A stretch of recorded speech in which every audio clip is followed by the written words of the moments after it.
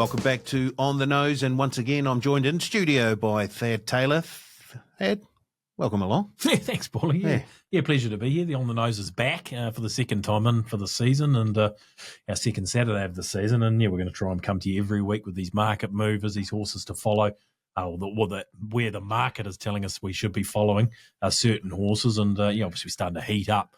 Nice trials during the week. The better horses are being seen out and about, so it's an exciting time, and I think this will add some value to your punt. Yeah, we're sort of at a crossroads in the season, aren't we? We're just starting to warm up, bubbling away nicely. Exactly, yeah. We're still getting through a bit of the winter stuff. I mean, there were heavy tracks on Saturday, but exactly. It's that time of the year when we can start getting a little bit excited, yeah. Right, it was Grand National Day down at Rickton last Saturday, but we're going to head up north first to an 8-race card at Tera, and race 1 was over 1,300 metres, a maiden, and Donna Logan, Warren Kennedy, rocking get home. So a good start for punters? No. Well, a number of first starters, or a couple of first starters here, one in particular, called Feel the Stag, where they wanted to be on certainly early for Stephen Marsh. You see that this time of year, and what happened again in this market late happens so often. All the money came for Feel the Stag, $3.50 into $2.80, then back to its opening quote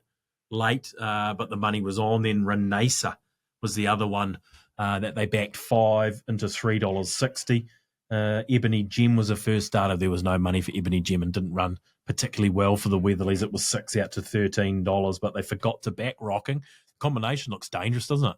Very much so. Warren Kennedy, Donna Logan, and Bookies might have got away with one there. Got away with one due to Feel the Stag and Renaisa. Pure Bars ran third.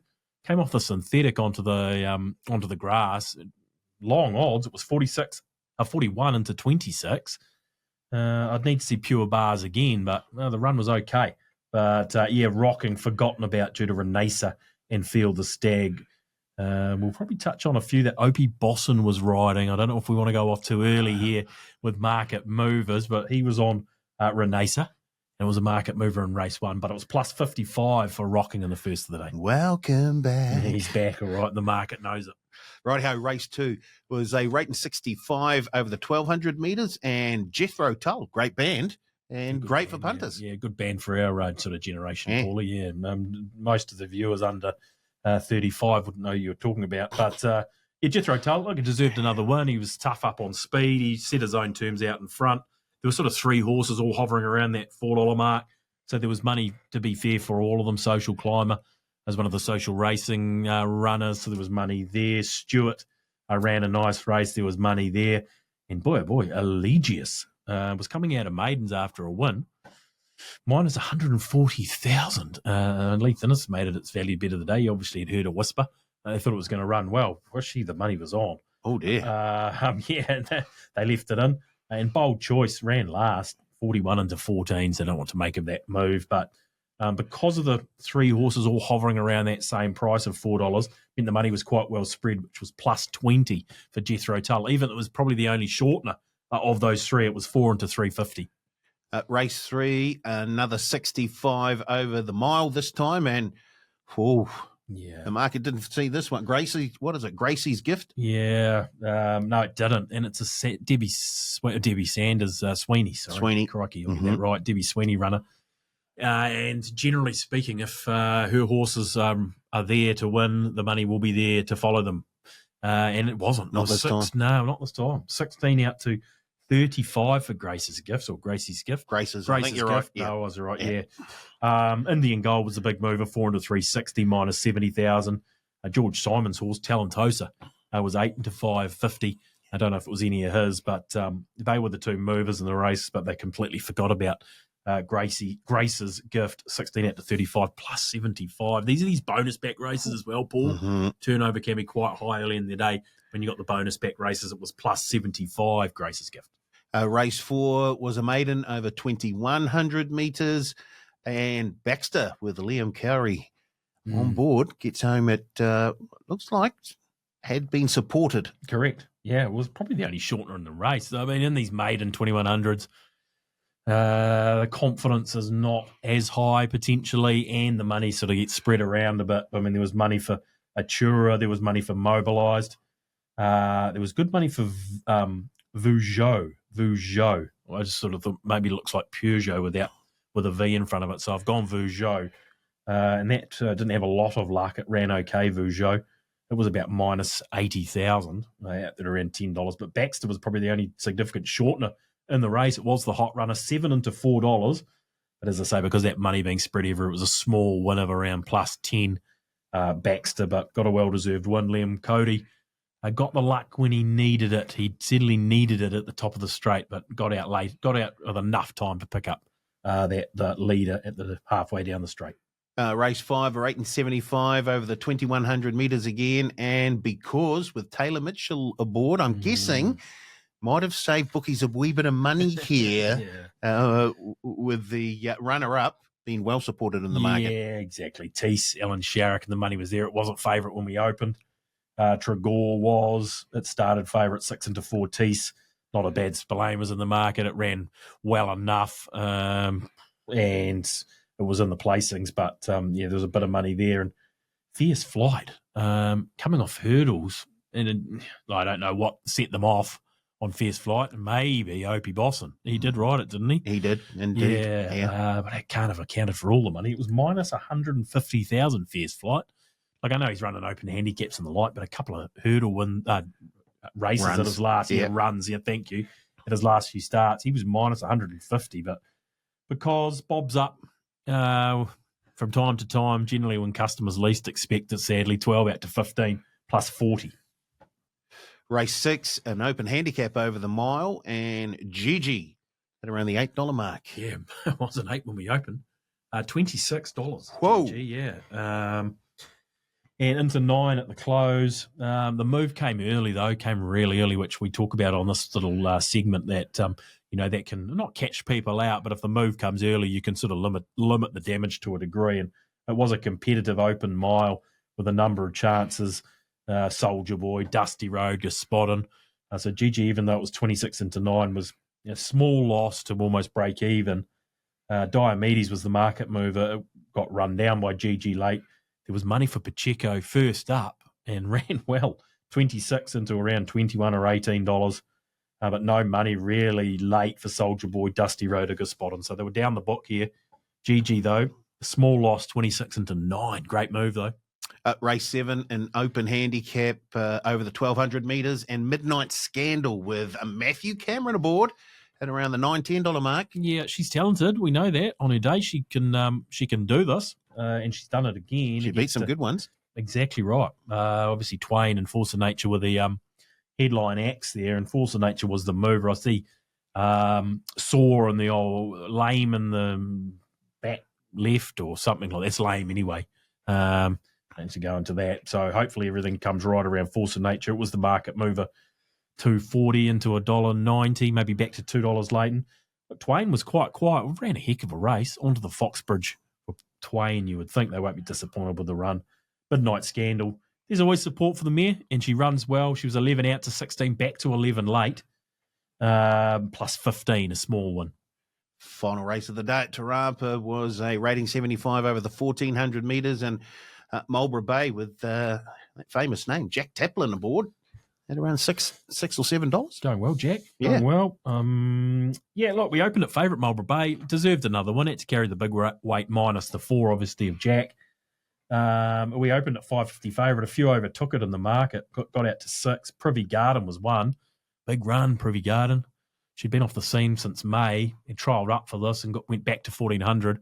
It got up over 2,000 last campaign and was winning them in a row, sat wide the whole way, had the temerity to kick up and be right on the finish, 10 into 550. Money Penny, 6 into 460, didn't run badly. And Baronet was one at long odds, 21 into 12, I think might be ridden by Opie Bosson. I'm saying to you now. Is there a trend that we're already picking up early on in the season? I reckon there is already. And it's taken about one meeting for Opie's mounts to be found in this market and well found.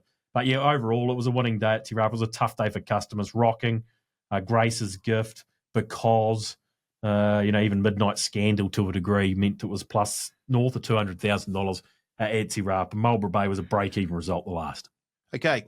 Overall, up north? Yeah. So I say plus around 200,000 up north, maybe a tick over. So as I say, a toughish day. There weren't too many highlights for customers. GG was 1. Marlborough Bay was 1 to a degree for Tiaki, our followers. And maybe Baxter was the other one that was a sort of a small light and an otherwise relatively dullish day up there. Tough day for punters up north. Let's see if they can grab some back down south at Rickton. On Grand National Steeplechase Day, race 1 was a hurdle race. Very small field. Yes. And it looks like the market missed the winner, Duke of Plumpton. And well, we know how good Duke of Plumpton is, but Kevin Myers had 2 in the race, In My Shadow and Duke of Plumpton, and the money came for In My Shadow on the first day, came for In My Shadow to a degree again. It was 6 into 5.50, and Hidalgo was so impressive on day 1 that it nearly started in the red. It was around $2.20 into around $1.90, which meant Duke of Plumpton, who had the utmost respect for $2.50, started at $4.20. It was plus 25 to start the day, so they did miss it. And look, Kevin Myers supporters probably missed it as well. Race 2 was the Grand National Hurdles, and Suleiman, another one for the bookies? Yes, it was. There were 3 in the market. He buried the cash was 1. That was the worst way for the TAB, $2.30 into $1.90.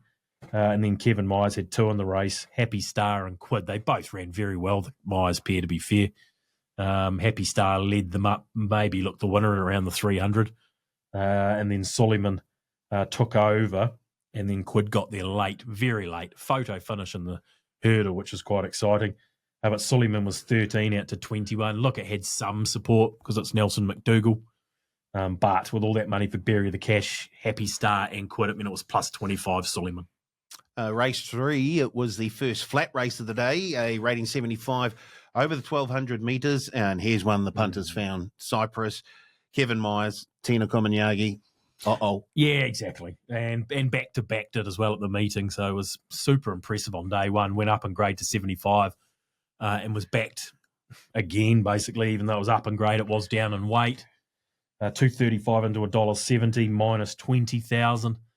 Plenty of horses to bet on in the field, and they backed a few. Car Ying Lucky had support, but they were worried about the track and the distance. That probably proved to be the case there. East and West was a mover, 16 into 10, but it didn't really fire. And look, the second and third favourites were very easy, which made the money around Cyprus even worse. Penvo's Lad and Magna Star, friendless. Cyprus, 235 into $1.70, minus $20,000. Race 4, we stick with the flat racing, a rating 75 over the 2,000 metres, and Vamos. Good. He said Vamos too. Has Vamos been goodbye? Vamos? I don't know if it does. Hurry, fast. I don't know. It was all of those things. He won by 15 lengths. Vamos. It was 9 into 750, ran in the Winter Cup, came back into this and won well.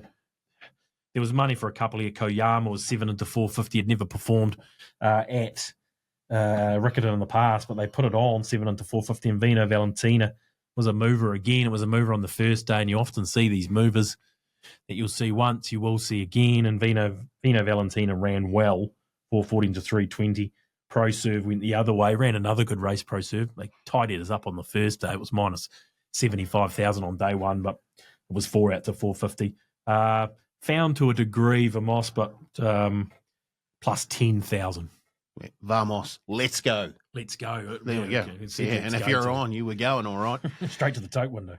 Race 5, a rating 75 over the mile, and Fablu with Kate Hercock aboard at around $5 or $6. There was a bit of interest. Yeah, there was. Another horse to go back-to-back at the carnival, so congratulations. They found the key with Fablu. Very good one. Excuse me. Bella Luce, 370 into 250. That was where all the action was, to be fair. And if in doubt, Dance, another one that moved on the first day, and Pro Serve's race moved again in this market and was actually the worst way for the TAB. It was minus 50. So it was a small win, Far Blue, with the support. It was 6 into 5. It was rock solid, the market, but the money around Bella Luce in particular meant it was a small winning result. Race 6 was the Grand National Steeplechase, and it looks like the Quinella from the Coral, just the other way around, unfortunately, for Jesco punters. Yeah. Captain's Run getting up over the top. And look, it was a very, very good run in the Coral, Captain's Run. And Yeah, I guess there might have been a few that followed. Yeah, there were. I mean, I was deemed a match race by most people. West Coast versus Jesco, and Captain's Run was probably wrongly forgotten, or certainly wrongly forgotten if we look back at the result. He was good on the first day. And the extra distance, he wouldn't mind the wet track, and that was the concern around Jesco, both those things. Geez, it was heavy, and it was also 5,600 metres. So, look, Jesco was brave, sort of taken on front, ran a heck of a race. That'll be small consolation for the backers, to be fair. It was a sort of $1.75 into $1.55, back to $1.70 late. West Coast was gallant. Made a mistake down the back, but boxed on well with the big weight. Ned win 13 out to 19, back to 13. But Captain's Run was sort of 6.57 all day. And because of Jesco and West Coast being in the race, it had to be a winning result, to be fair, plus 25. Race 7, an open handicap over the 7 furlongs, and Lord Darcy gets home for Bevan and Robin Wilson. Going great guns. I think they had 3 in this race as well. They got the Quinella with Victorian Charm.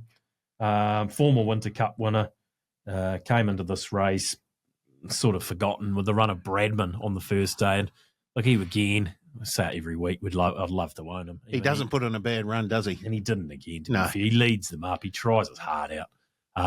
He just got sort of stuck down on the inside. And by this stage, they were hunting for that outside fence, basically, and he just got ran over late, but never gave it away. But the market did oppose him to a degree, 230 out to 260. Master Marco was the worst result in the race. I think the wet track, or the heavy track, meant they sort of gravitated that way. He was 13 into 7. He was minus 70, but Lord Darcy, 550 out to 650, plus 25. Race 8 was a rating 65 over 1,400 metres, and Sacred Rose. Oh, boy. Punters take a bashing here? Yeah, did they? They did. They did take a semi-bashing. They certainly did if you back Tonya's Dragon, because that was 8 into $2.90. One of the moves of the day. Wow. They were all looking at that same race coming out of it. Late Night Galaxy was one of that. It was 8.50 into 6. Huzzah, 17 into 11. So those were where the moves were. Some money around Sacred Rose. I looked at it on the day. I was like, 31 into 21. I was like, Trent Yesberg had been mixing its distances. It was up to 2,100. It was back to 14. It was up to 21. Well, geez. If Vamos won by 15, this won by, what was the winning margin? 6.5. 6.5, yep. Yeah, looked all of that. Won very easily, but there was a little move at odds, but it still meant it was plus 25. It was 31 into 21, Sacred Rose. Well done to those who did find. Yeah, no, some did, no doubt. Race 9, open handicap over 1,800 metres, and he's tons of grunt. The market didn't find he's tons of grunt. No. No? No. Well, here's a story. The story is here that he's tons of grunt was one of Matt Cross's value bets in the Winter Exactly. Cup. Yeah. And we were minus 120, 130,000 in the Winter Cup. And then it was 15 out to 26. But it was a break-even result. Some did find it. Probably on the back of that, stuck strong, I guess, on his tons of grunt. So even though it drifted, it was only a small. It might have actually been a loss, if anything. It was break even at best. Right. Who knows? Was 230 into 215. It got shorter, but got out. Bozo was the big mover. 11 into 5 for Kevin Myers. Ran well. She did. She was minus 80,000, but. Look, there was money for Riviera, Rebel, Core, if I did it. All had support. But, yeah, look, some stuck strong. He's tons of grunt, 15 out to 26. But, yeah, only was break-even, as I say, at best. I'm starting to think there might have been a bit of a go around Tina Komanagi, because she was on Tonya's Dragon in the prior race where you said big move. And then she was on Bozo, of course, with the Kevin Myers connection. Another big move. Yeah. What's she on the last? Is she on? She is on in the last. No, it wasn't. I was going to say it was Irish Miss. Irish Miss, sorry. Oh, okay. Yeah. Well, I mean, it was a clear losing result, Irish Miss. Miss. Irish. Right. Race 10, rating 65 over 1,800 metres. It was won by Return Flight with Amber Riddell aboard, trained by Kelvin Tyler. But, the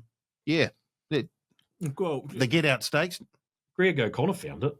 Return Flight made it one of his value bets of the day on the track. 9 out to 15, plus 40,000, but. Yeah, look, all the money was with abandonment. I thought maybe Tina was on that Kevin Myers runner, but it was Tony Davies. So 8 into $3.60. But, yeah, money for a few again here. Irish Miss was certainly one of them. David Moss was another. Return Flight was missed to a degree. 9 out to 15, a little bit like their other runner on the day, Vamos was missed to a degree, even though it was a small one. Return flight plus 40 to end the day there. It sounded like it was a fairly tough day down south for punters as well. Yeah, well, not ideal. Both venues were winning days for the TAB. Just small heres and theres, really. I mean, Sacred Rose, Lord Darcy, Captain's Run, Far Blue, Suleiman, Duke of Plumpton. They were all sort of not small winning results, but just steady winning results, which meant we were plus 175 at Rickton. The only highlights really being Cyprus and perhaps, I was going to say he's tons of grunt, but it was probably only Cyprus that was the big winning result on the day down there. The good thing of the day. It was the good thing of the day. Most people thought that it was backed like it. So toughish day all up and down the country, to be fair. So overall, north and south, tough day for punters. Yeah, it wasn't one to remember for customers. They had a good day last Saturday, but it wasn't to be. Interesting, those markets on the second day of a Rickton meeting. They're always fun to watch because you can pick things up around why they're backing certain runners and the like. But yeah, plus 175 Rickton, plus 220 Tera. Customers will be looking to bounce back this weekend. I don't know where we are, Paul. We head up north to Ruakaka, of course, for Northland Breeders Stakes Day, and New Plymouth, where it's probably the interprovincial. Yes, it is. Very good. Yep. Okay, so we're in for a big Saturday. Hopefully customers can bounce back. Right, we'll be back next week with a review of both the Ruakaka and the New Plymouth meeting. I hope you found something that Thad mentioned there to follow. And don't forget, he will have a horse to follow. Yeah, I've got something for the on the nose follow the money edition, so keep an eye out for that. I'll post that shortly. Very good. Once again, thanks for tuning in. We'll be back next week.